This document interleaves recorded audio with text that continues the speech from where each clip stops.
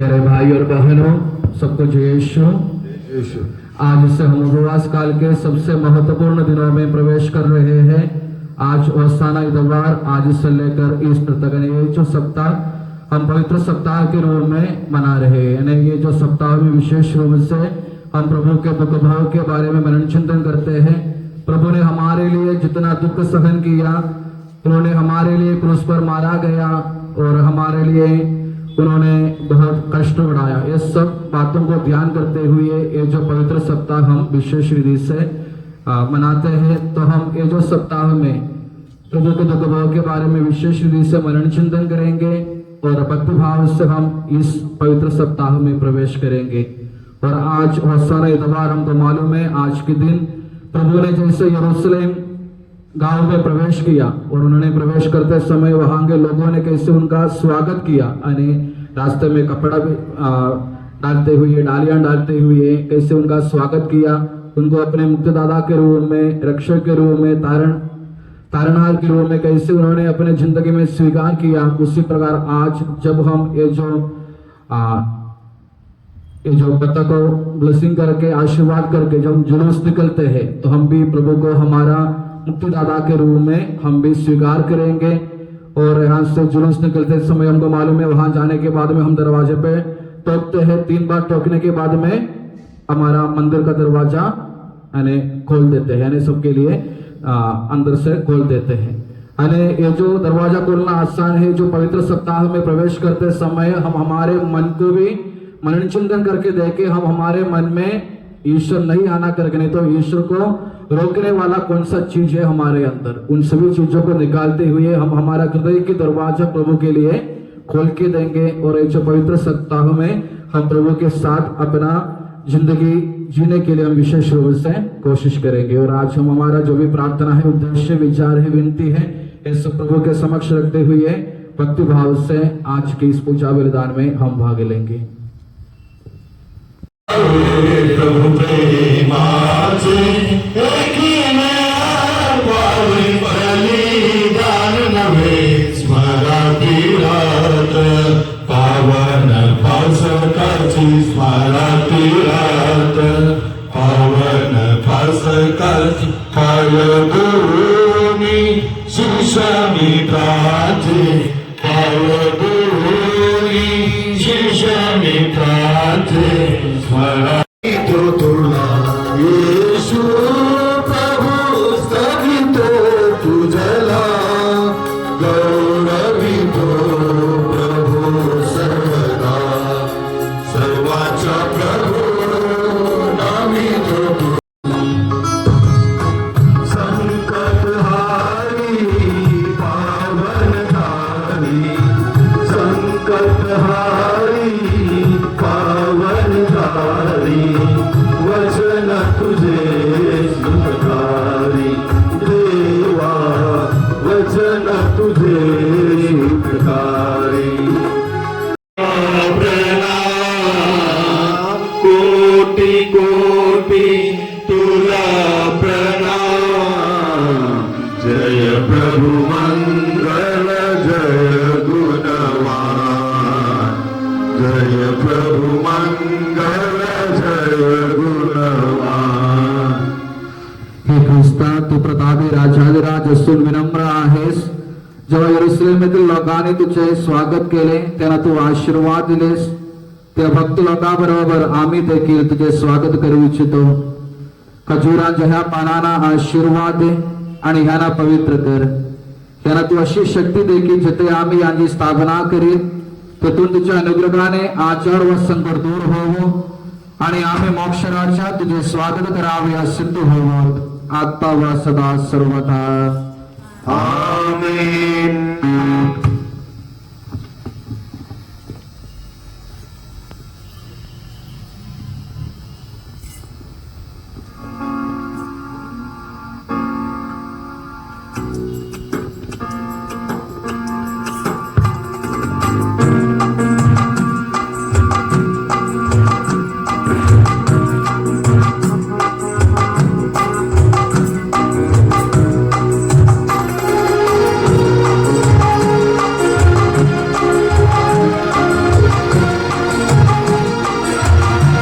होसाना यीशु प्रभुला होसाना होसाना यीशु प्रभुला होसाना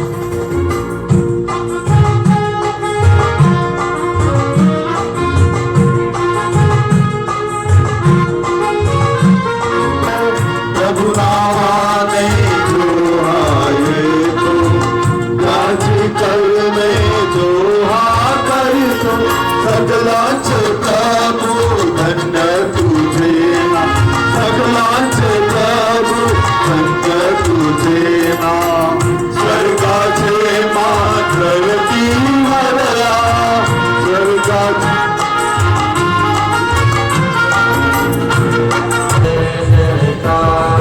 प्रभु येशूला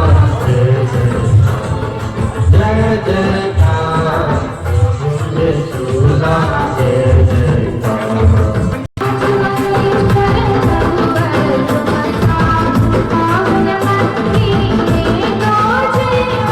शासन प्रभु येशूला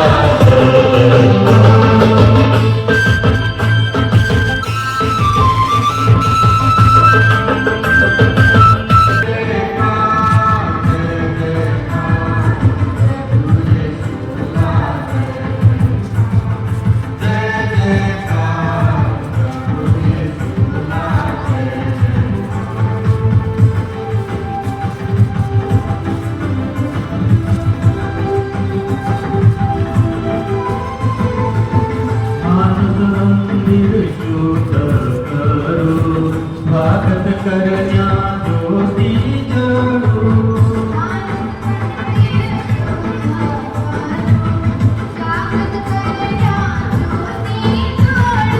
आनंदाने गदर करू प्रभु चरणी सुमने चढवू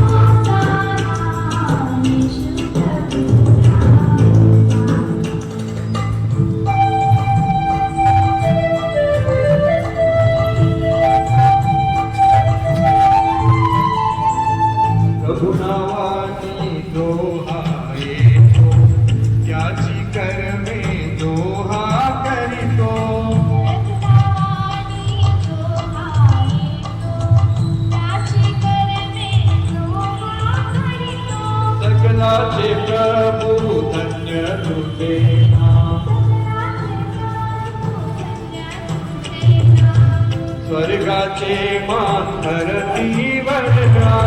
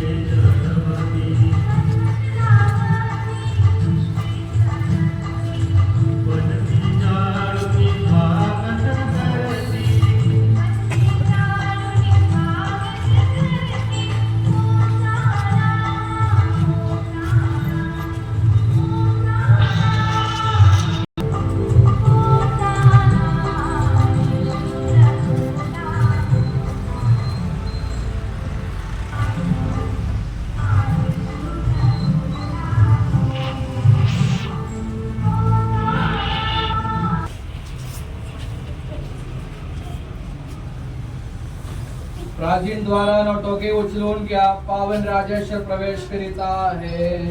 बोला तो राजा कोण आहे दुर्ग विजेता शक्ती विधाता परमेश्वर आहे प्राचीन द्वारा नोटों के उछलून क्या पावन राजेश्वर प्रवेश करीता है।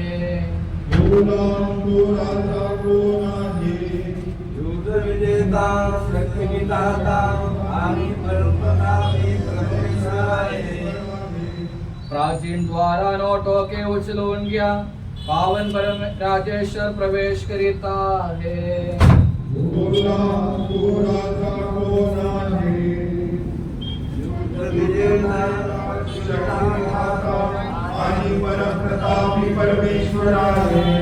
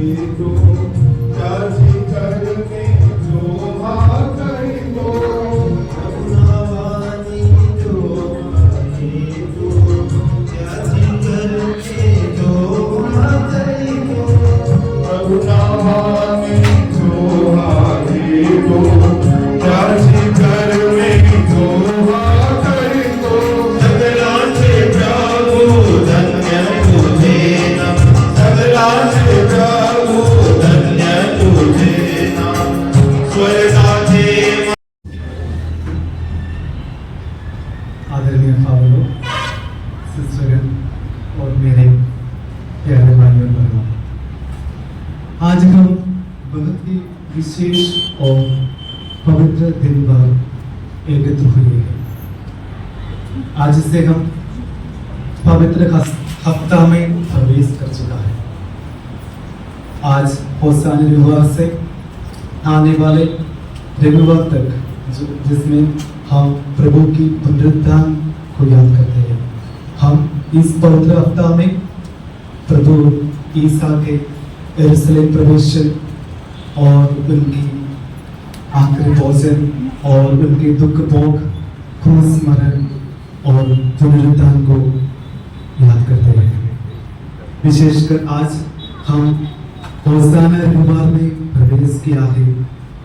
होसाना रविवार जिसे पाम संडे भी कहा जाता है। आज हमारे प्रभु ईसा मसीह एक राजा होने पर भी विनम्र होकर एक गधा के ऊपर बैठकर यरूशलेम आ रहा है। हमको मालूम है जब एक राजा युद्ध में विजयी होकर अपने राज्य में वापस आते हैं तो वह एक बड़ा अच्छा रथ में बैठकर आएगा और लोग उनका स्वागत करेगा।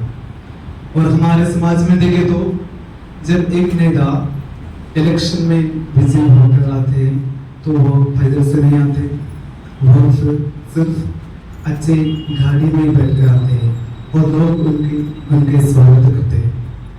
लेकिन आज हमारे प्रभु ईसा मसीह एक राजा होने पर भी विनम्र होकर एक गधा में बैठकर अपनी जनता की ओर आ रहा है। प्रिय दोस्तों, इस गधा के बारे में कहानी है।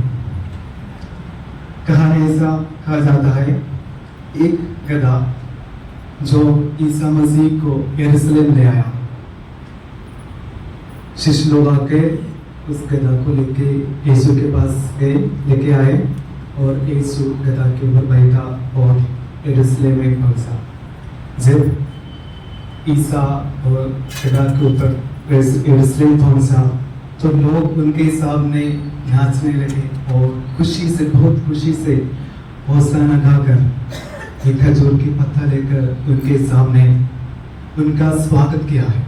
उनके सामने कपड़ा बिछाकर उनका स्वागत किया। जब एक गधा देखा ये सब जो कुछ और रखा गया उनके सामने, उनको लगा कि वे उनका स्वागत कर रहे हैं, गाना गाकर आनंद और खुशी से उनका स्वागत कर रहे हैं। वो उनका मन में ऐसा लगा कि मैं एक महान हूँ, इसलिए लोग मेरा स्वागत ऐसा कर रहे हैं। उस दिन का समाप्त हुआ और दूसरा दिन वही गधा उसी रास्ते में और गया, यही सोचकर कि लोग और मुझे ऐसा ही स्वागत करेगा और मेरा सम्मान ऐसा ही होगा दूसरा दिन जब मैं वही रास्ते में जाएगा।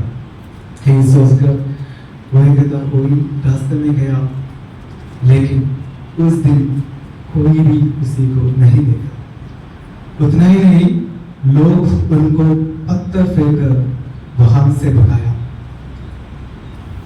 एक गधा को बहुत दुख हुआ, बहुत उदास से अपने घर लौटा और अपने माँ से कहा, देखो माँ, मैं कल वह रास्ते में गए थे, लेकिन लोग मेरा अच्छा से स्वागत किया, मेरे सामने लोग कपड़ा बिछाया और मेरा स्वागत एक खुशी से उन्होंने किया।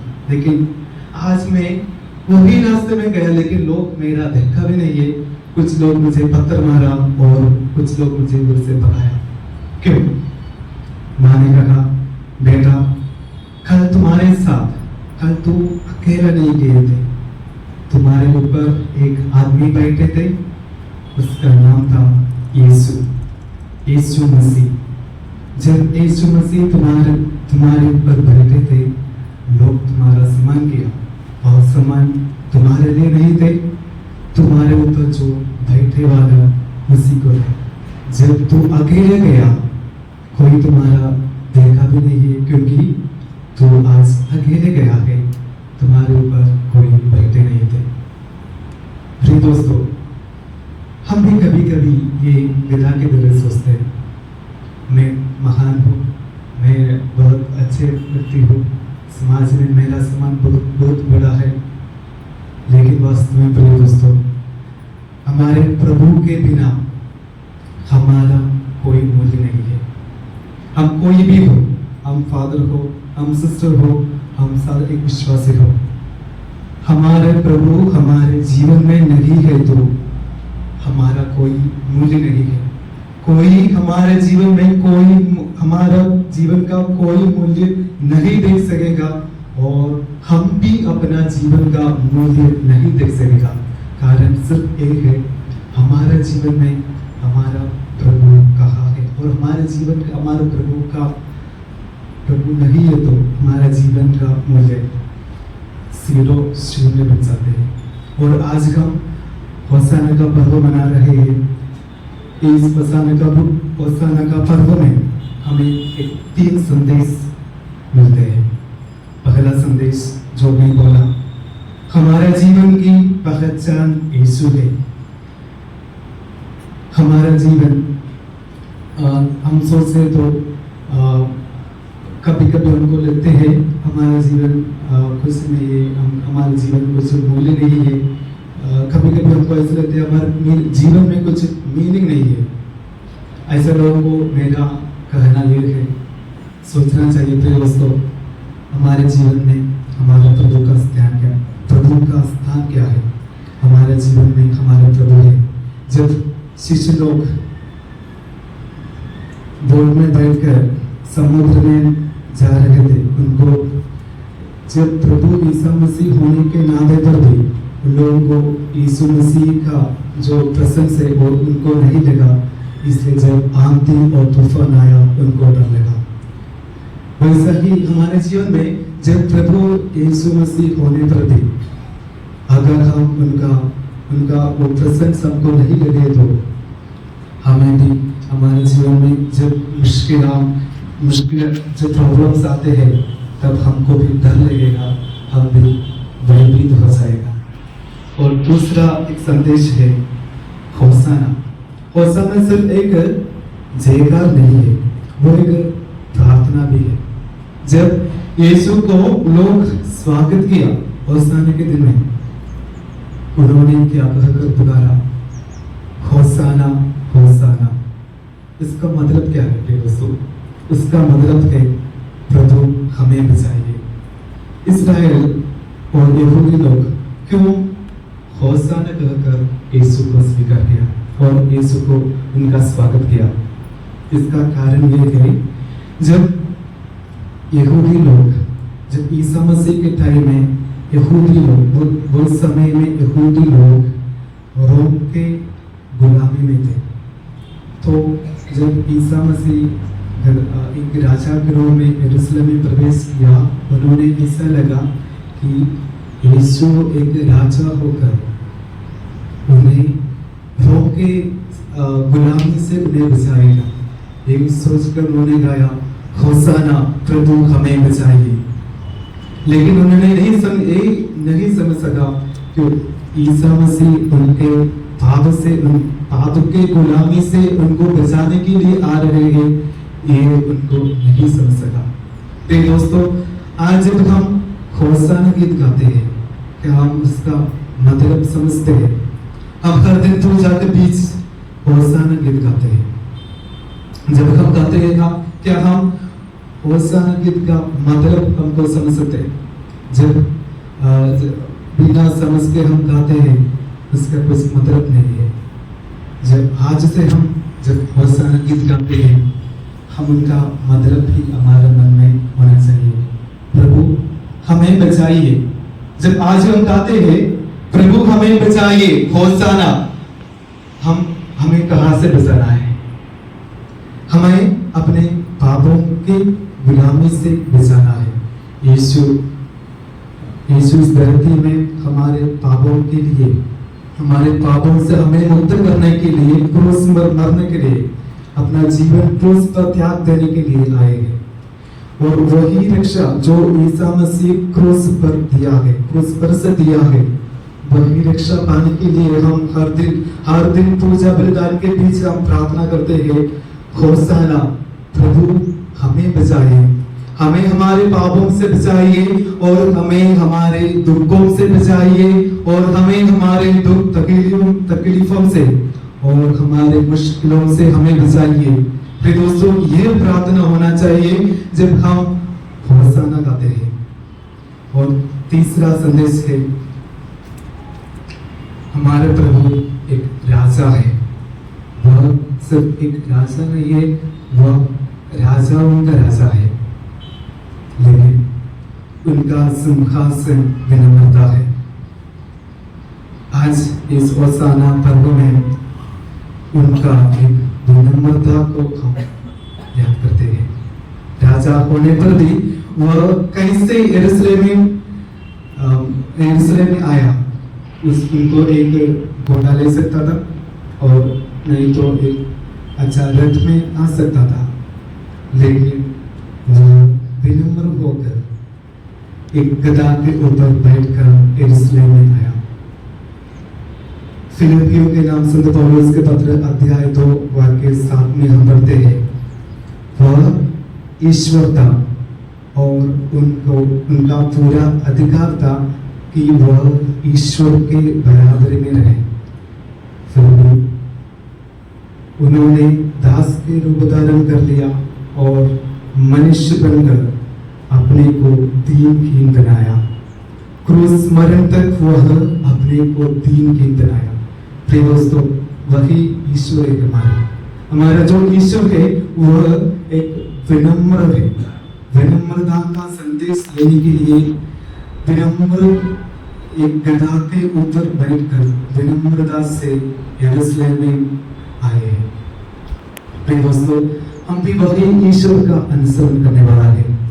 हम लोग ऐसा कहा जाता है, ईसाई लोग, दूसरे लोग हमको ऐसा पुकारते हैं, हम ईसाई लोग हैं। ईसाई लोग का मतलब क्या है मेरे दोस्तों? ईसाई वही है जो ईसा का अनुसरण करते हैं। ईसा का अनुसरण कैसे करना चाहिए? जैसा ईसा ने हमको दिखाया, जैसा ईसा ने हमको हमारे सामने उनका जीवन करके दिखाया, वैसा ही जब हम जीते हैं तो हम एक ईसाई कहला जाएगा। ईसा इस धरती में अपने जन्म से क्रूस मरण तक एक विनम्रता का जीवन बिताकर हमारे सामने एक नमूना रखा है। जब हम ईसा मसीह का अनुसरण करते हैं, हम भी वही विनम्रता को अपनाना चाहिए। जब हम एक विनम्रता से अपने जीवन बिताते हैं तो लोग हमको देखकर कहेगा, देखो यह एक ईसाई है। ये ईसाई है क्योंकि वो एक विनम्र जीवन जी रहे हैं। आज हम घर जाते, जब ये खजूर के पत्ता लेकर घर जाने के समय एक निश्चय है, आज से हम एक विनम्रता से अपना जीवन बिताएंगे और लोगों के सामने प्रभु ईसा को अपने जीवन से दिखाएंगे। और जब हम आज इस पवित्र पूजा बलिदान में भाग लेते हैं, उससे कृपा के लिए हम प्रार्थना करेंगे, क्योंकि हमको सब जो कृपा मिलती है वो सिर्फ पहले से पवित्र पूजा बलिदान से मिलते हैं। फिर दोस्तों, आज से ये संदेश हमारे जीवन में अगर प्रभु ईसा मसीह नहीं तो हमारा जीवन का कोई मूल्य नहीं है। दूसरा, हमारा जीवन दूसरों के सामने विनम्रता से जीना है। जब हम विनम्रता से जीते हैं तब दूसरे लोगों को समझेगा कि वह एक ईसाई है, इसी के द्वारा उनको भी समझेगा कौन है प्रभु ईसा मसीह। यह बलिदान के लिए हम इस पवित्र बलिदान में प्रार्थना करेंगे। प्रभु हम सबको आशीष दे।